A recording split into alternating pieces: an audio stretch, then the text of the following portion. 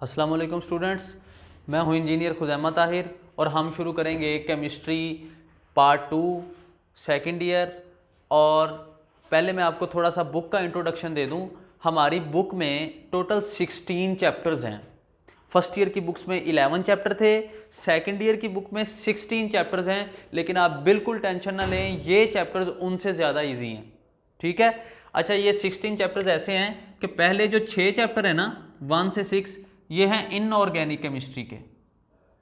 Inorganic chemistry इसका paper में थोड़ा ही पोर्शन होता है, शॉर्ट क्वेश्चंस आते हैं और एक लॉन्ग क्वेश्चन आता है। उसके बाद वेरी इंपॉर्टेंट पार्ट जो हमारी बुक का है वो है ऑर्गेनिक केमिस्ट्री। 7 से लेकर 13 चैप्टर्स ये सारे के सारे ऑर्गेनिक केमिस्ट्री के हैं, ठीक है। ये बहुत इंपॉर्टेंट है और पेपर का ज़्यादातर पोर्शन और एंट्री टेस्ट का ज़्यादातर पोर्शन इन चैप्टर्स में से आता है, इसलिए मैं आपको ऑर्गेनिक केमिस्ट्री शुरू करवाऊंगा पहले, ठीक है जी। अच्छा, उसके बाद चैप्टर नंबर 14 है वो बायोकेमिस्ट्री का है, और चैप्टर नंबर 15 है वो इंडस्ट्रियल केमिस्ट्री का है, और चैप्टर नंबर 16 वो होगा आपका इन्वायरमेंटल केमिस्ट्री का, ठीक है। तो हम शुरू करेंगे चैप्टर नंबर 7 से। चैप्टर नंबर 7 है ऑर्गेनिक केमिस्ट्री का पहला चैप्टर, ये है fundamental principles of organic chemistry. बाकी पेपर पैटर्न वही है जो फर्स्ट ईयर में था, वो बताने की ज़रूरत नहीं है। तो हम शुरू करते हैं जी स्ट्रेट फॉरवर्ड इसको। ऑर्गेनिक केमिस्ट्री देखें, ऑर्गेनिक कंपाउंड्स क्या होते हैं। सबसे पहले 18वीं सदी से भी पहले ये समझा जाता था कि वो कंपाउंड्स जो जानदारों से हासिल हों वो ऑर्गेनिक हैं, और जो जानदारों से ना हासिल हों यानी बेजान चीज़ों से हासिल हों वो इनऑर्गेनिक हैं, ठीक है। ऑर्गेनिक का मतलब वो लाइफ ही लेते थे, ठीक है। ऑर्गेनिक का वर्ड वो लाइफ को ही सिग्निफाई करता था। तो वो कंपाउंड्स जो जानदारों से, प्लांट से, एनिमल से जो हासिल हों, जो भी कंपाउंड, उनको ऑर्गेनिक कह देते थे, और जो नॉन लिविंग थिंग से हासिल हों उन्हें इनऑर्गेनिक कह देते थे, ठीक है। अच्छा, और बाद में एक चीज और, यहां पे एक बहुत इंपॉर्टेंट इस चैप्टर का पहला शॉर्ट क्वेश्चन वो है vital force theory. Vital force theory, एक तो आपको यह पता होना चाहिए कि यह थ्योरी किसने पेश की थी। तो एक साइंसदान थे जैकब ब्रिजीलियस। जैकब ब्रिजीलियस ने यह थ्योरी पेश की थी, ठीक है। अच्छा, यह थ्योरी क्या कहती है? उन्होंने कहा है कि ऑर्गेनिक कंपाउंड्स को तीन चीजें बताऊंगा मैं। पहली चीज, ऑर्गेनिक कंपाउंड्स को इनऑर्गेनिक कंपाउंड से नहीं बनाया जा सकता। दूसरी चीज, ऑर्गेनिक कंपाउंड्स को लेबोरेटरी में तैयार नहीं किया जा सकता, ठीक।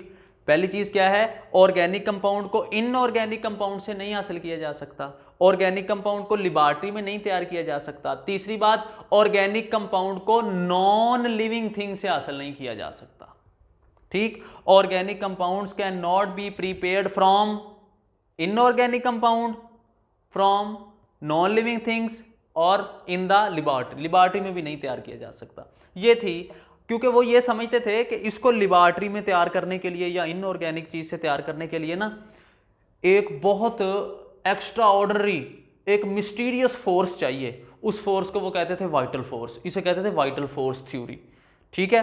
तो इस थ्योरी के मुताबिक organic compound can not be prepared with in the laboratory from living non living organisms and from inorganic compounds. In order to prepare them in the laboratory, a mysterious force is required which is called vital force, and this concept was called vital force theory. बाद में एक साइंसदान आए Frederick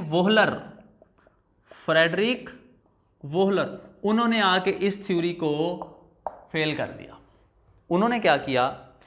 ammonium सायानेट एक inorganic compound है, ammonium सायानेट, मैं लिख रहा हूं यहां पे अमोनियम सायानेट। अमोनियम सायानेट लिया, उसको गर्म किया, और गर्म करने से एक दो स्टेप्स के बाद उन्होंने बना दिया यूरिया। गर्म करने पे उन्होंने क्या बना दिया? यूरिया, ठीक है। मैं इनके फार्मूले लिख रहा हूं। Ammonium NH4 cyanate CNO, ammonium cyanate NH4 CNO, basically reversible reaction. अच्छा, कार्बन की वैलेंसी कितनी होती है? 4। 1 2 3 4, यहां पे आके लग गया ऑक्सीजन, इधर भी NH2, इधर भी NH2, इसे कहते हैं यूरिया। बनाना आ गया यूरिया का structure, C double bond O NH2 NH2।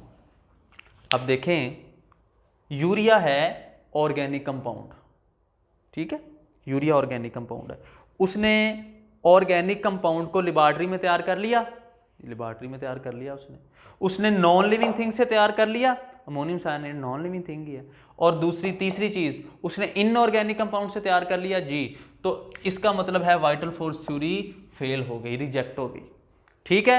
तो Friedrich Wohler rejected the vital force theory, he prepared urea organic compound, he prepared urea from ammonium cyanate, so vital force theory was rejected। उसके बाद एक साइंसदान आए Kolbe, उन्होंने आके acetic acid वगैरह को भी लेबॉर्ट्री में तैयार कर दिया, तो ये इसी तरह ये वाइटल फोर्स थ्योरी गलत हो गई। तो ये बहुत इंपॉर्टेंट शॉर्ट क्वेश्चन था। इसका मतलब ये है कि अब वो ऑर्गेनिक कंपाउंड की वो डेफिनेशन तो गलत हो गई है, ऑर्गेनिक कंपाउंड्स की नई डेफिनेशन क्या है और ऑर्गेनिक केमिस्ट्री क्या है, ये हम इंशाल्लाह नेक्स्ट लेक्चर में डिस्कस करेंगे जी। आप इसको तैयार कर लें, ये बहुत इंपॉर्टेंट क्वेश्चन था। बहुत शुक्रिया जी।